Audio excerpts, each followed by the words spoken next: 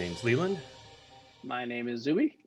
We're here to talk about fulfillment by Amazon and more specifically provide insights, feedback, best practices, and just in general talking about the experience of starting an FBA with of course Amazon and running it early on and then growing it to be successful.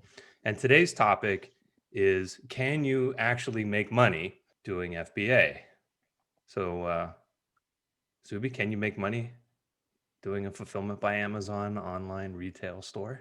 It's definitely a very profitable and potentially very lucrative business. With that said, there are specific things that, as a new seller, as somebody who's looking to come in and start a business on Amazon, there are specific things that you want to keep in mind, because this is definitely not a get rich quick business. It's not a get rich quick scheme. It's not a get rich quick business. It's not a business where you can come in, invest your time and money into it, and 3 months later you cash out of it. This is a long-term business. It's a business that if you are into it, you can do passively. There are a lot of services like ours and others that will take 95% of the work off of your hands, so that you only spend a few hours a week doing it and still make substantial profits. And we'll go through the numbers in a little bit. Or you can do all the work yourself. You can be the person that does every step of the business yourself, until you grow to a point where you can then hire employees and whatnot. And and everything in between. It becomes a personal time management issue. It becomes whether this is a side business for you or or your main source of income. But it's definitely a business that can generate. We're perfect examples of it, that can generate a good income for you. Just a little bit background about me. I got into this business a few years back because my wife got into it. I didn't have Amazon on my radar. I had another business. I sold those my other businesses, and we went on the head first in the deep end, and haven't looked back since, and with no regrets. It's been an amazing journey, and I'm definitely looking forward to see where this is going to lead us. My son, who's 14, just opened his first account. I know, Leland, your son just did the same thing. So this is something that's for the young and the old, and everyone between. Interestingly enough, we putting some product together to go off for one of the accounts, and my son was looking, and he joined me in. We did a retail arbitrage, so we were in the store. We saw what it was. We picked it up, so he saw the bill. He saw what we paid for everything.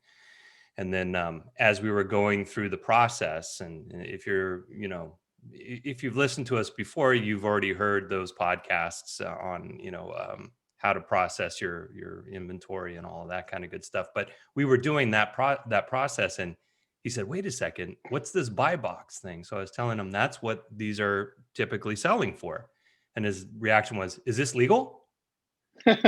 Because for that one product, the delta was so great, and it was a good opportunity to explain to him, yeah, not only is legal, I mean, Amazon wants you to do this because you're adding product, you're adding the transactions for them. It's helping them have a great service to the users of Amazon as an e-commerce platform, the buyers.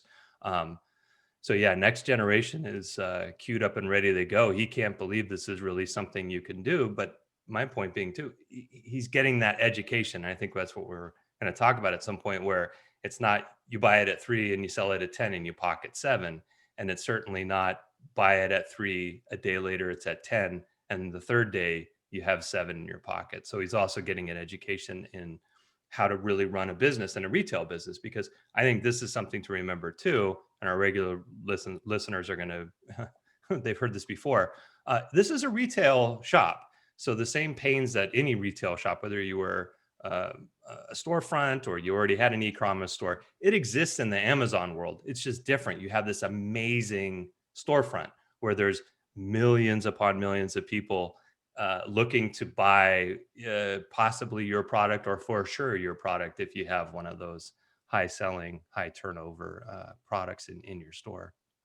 Absolutely. And Amazon's made it so easy for us as sellers to figure out what items are selling well.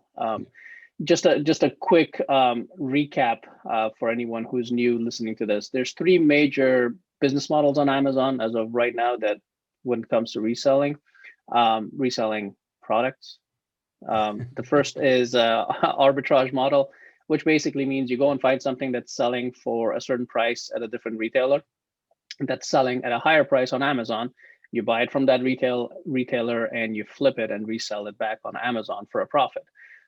There's two different branches to the arbitrage model, which is the retail arbitrage and the online arbitrage.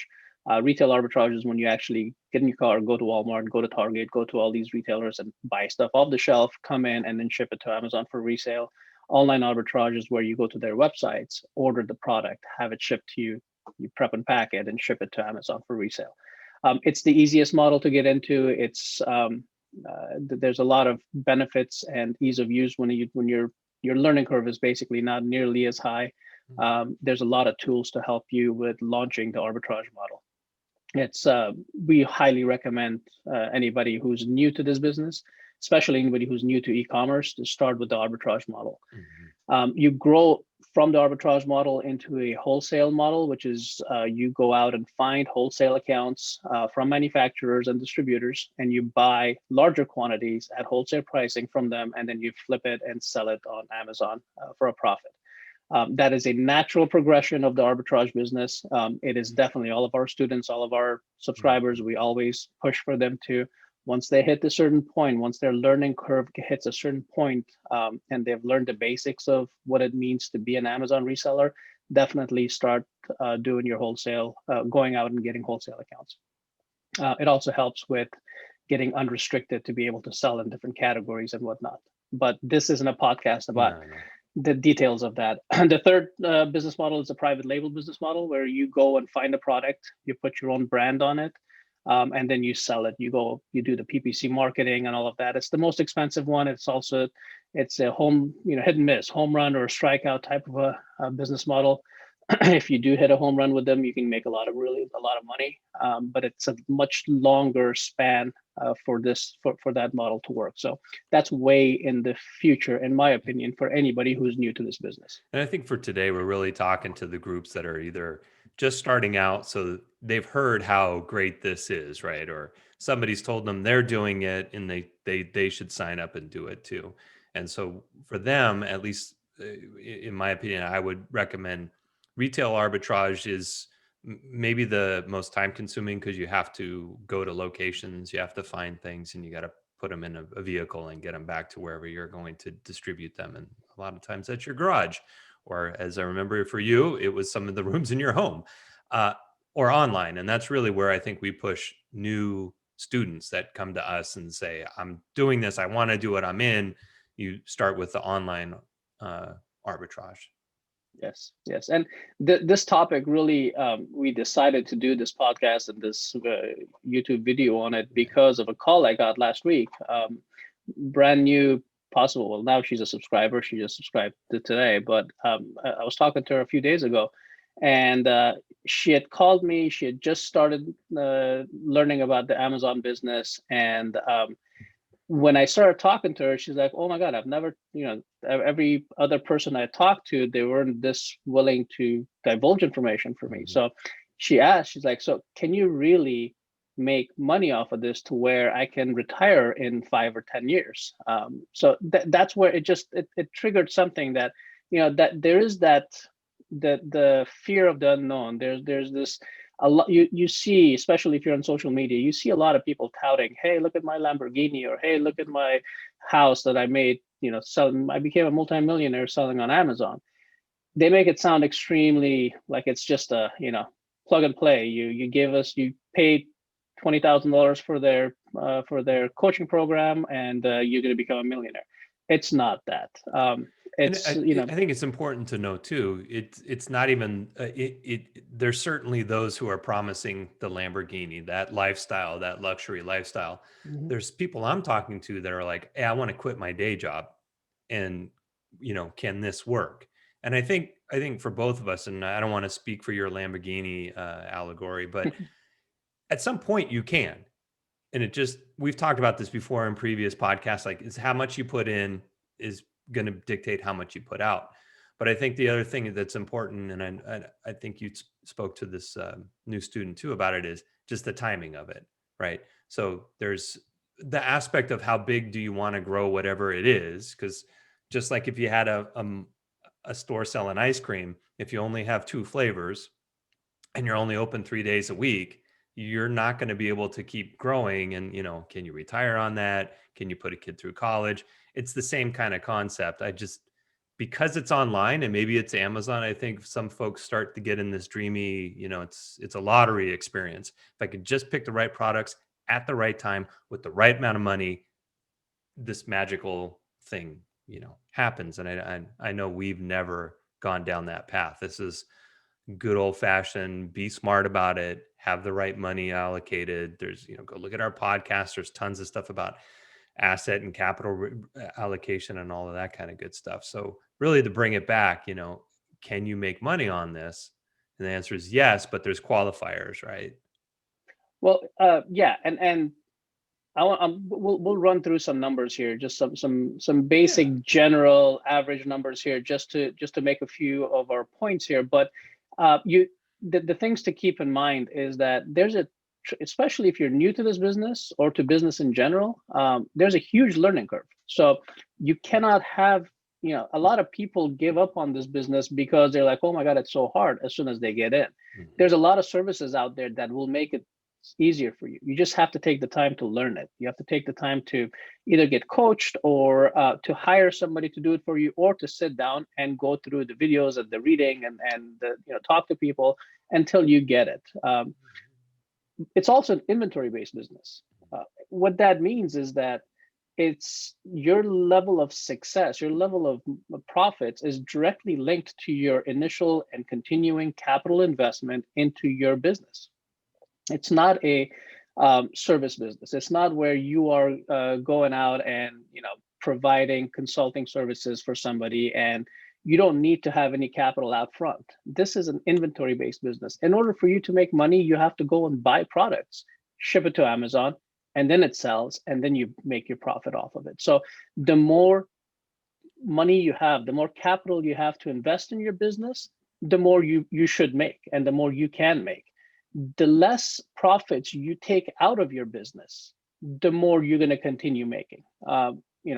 Warren Buffett has always called compounding interest as the eighth wonder of the world, and that's what this is too. If you compound your profits, it really does add up in the medium to long term, not right off the bat, right? If you're looking to put in $10,000 into this business and you want to make a living off of it right off the bat, it's not going to happen.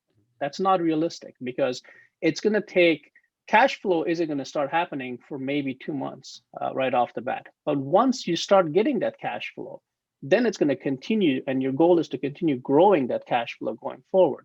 But right off the bat, there's a huge lag time between when you start your business, when you order your product, and when Amazon gets the product and the customer buys the product, and then the Amazon sends you the proceeds of that sale back to your account, it could take a month to 2 months before you get any money back. So you have to be very realistic about what your expectations are. So with that said, let me run some basic numbers, and we're going to go based on some presumptions here. Okay, let's say you have you want to start a business and you have $10,000. Let's say you have your Amazon store set up and you're just looking for products. So $10,000 investment, 20% ROI is what you're looking to make. Okay, that's and 20% is low in our opinion. Usually we recommend 30% or higher for your ROI, return on investment, for any product that you're selling. That doesn't mean you're going to get 30% for everything. You're going to have 100% on some and 10% on some, or maybe even losses on some. But on average, you want to have 30%. But for ease of use for these numbers, we're going to be very conservative. Let's say you start off with $10,000.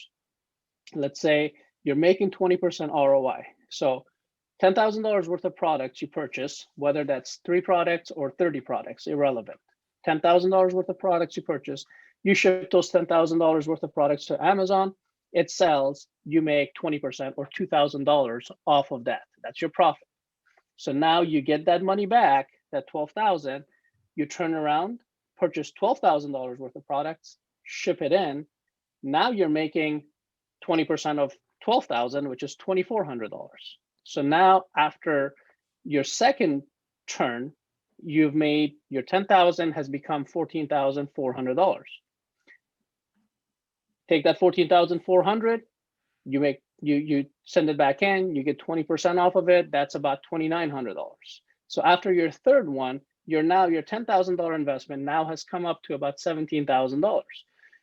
The reason why I did that 3 times, the fourth time it becomes about $20,000 or $21,000 about on the fourth flip or the fourth turn. In a given year, if you can flip your investment 3 times on average, you're doing very good on Amazon. There are times and certain products that you can flip them 4 times during the year. It's a mix. It's a business strategy and a mix of different reasons why you can or should lower your price to sell faster versus keep it higher to make more money.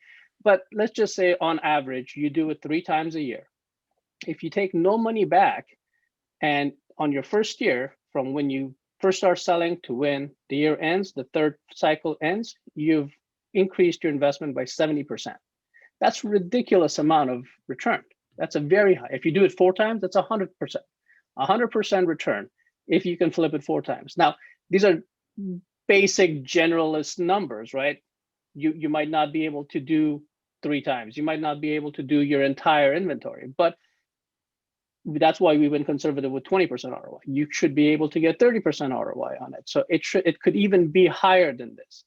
But, and this is where the important thing comes in. Let's say that you're trying to start this business and you also have expenses that you want to take care of, personal expenses with your profits. So when your $10,000 sells for 20% ROI, you have $12,000. That $12,000 comes back to you. You take 50% of your profits out. So you take $1,000 out. So now you only have $11,000 to profit to send back.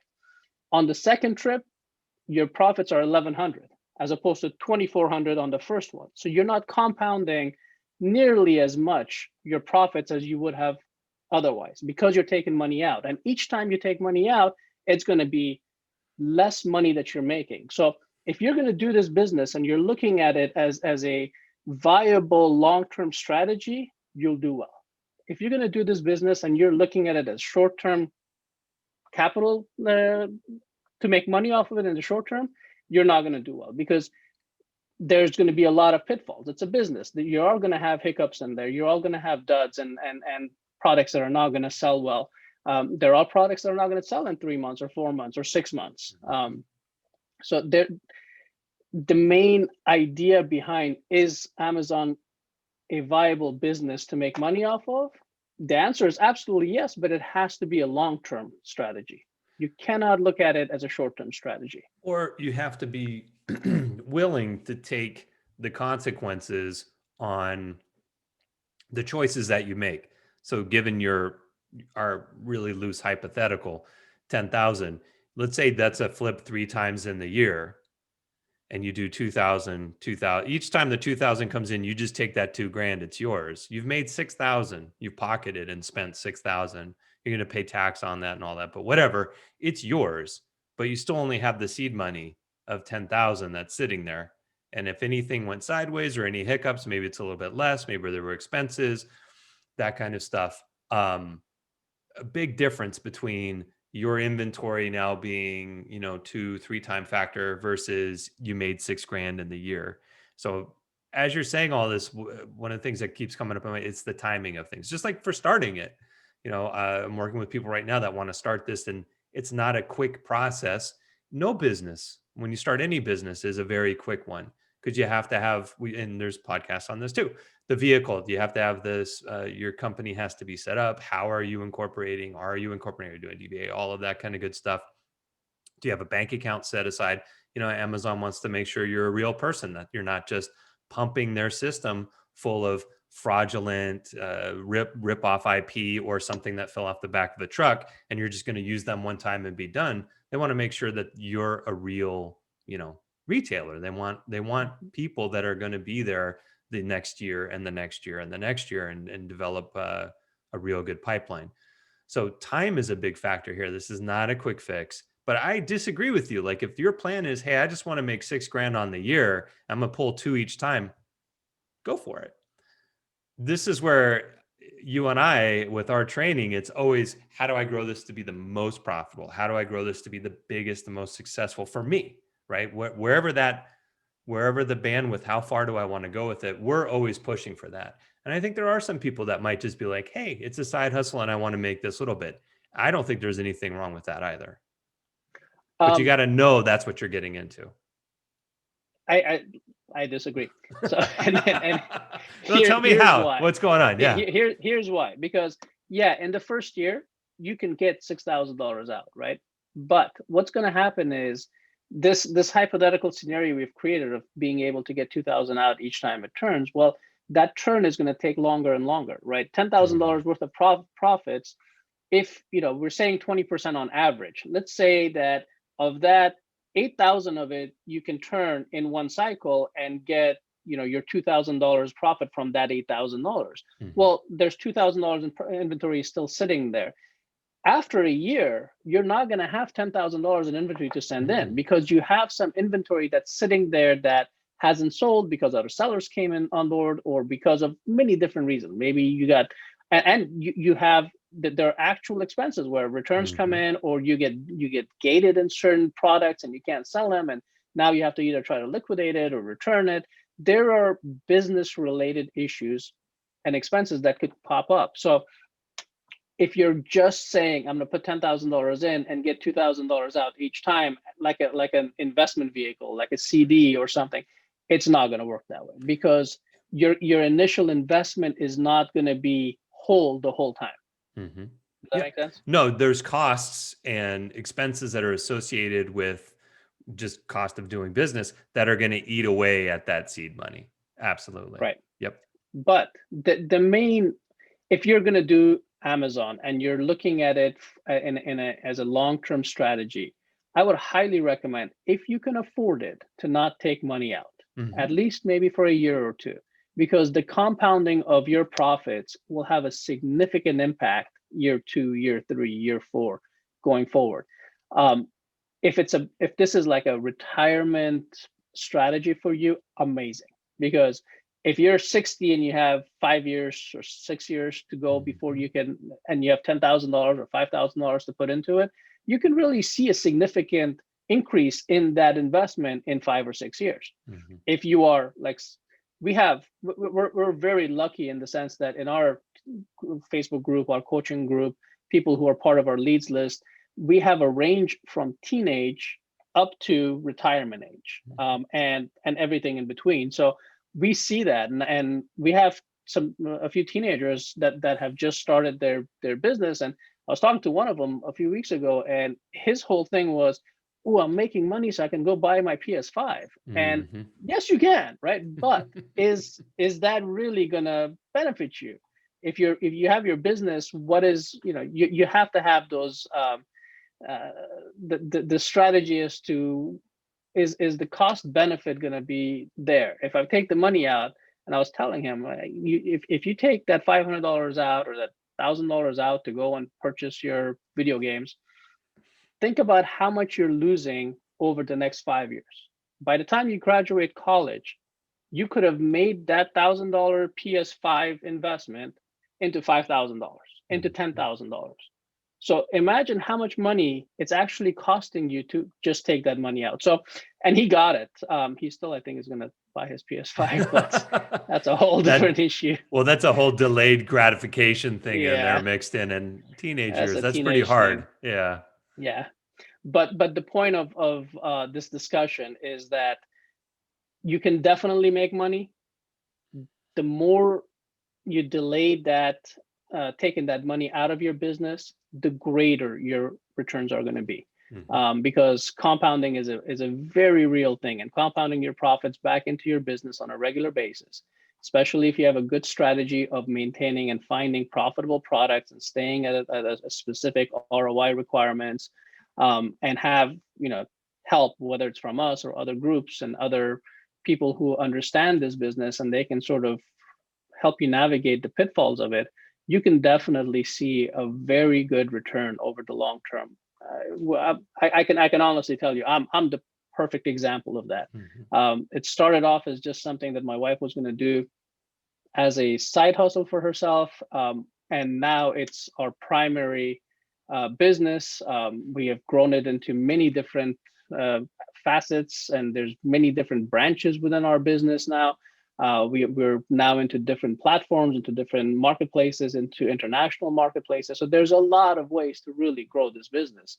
But you have to look at it from a longer term perspective, as opposed to just something that is going to get me money right off the bat. Yeah, I would agree. So what we talk about is time is a major factor. What you put in is going to dictate how much you can take out and win, right? Expectations are important to manage. Like, what are your expectations? If this is your world's on fire and this is your last 10,000, Amazon FBA is probably not the solution for you to, feed your family, for sure.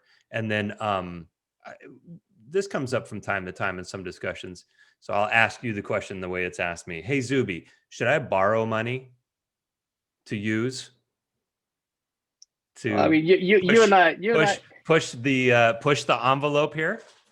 You and I have different mindsets, I think, when it comes to this. But my answer has always been a resounding yes, if the cost of that capital, if the cost of borrowing that money is low.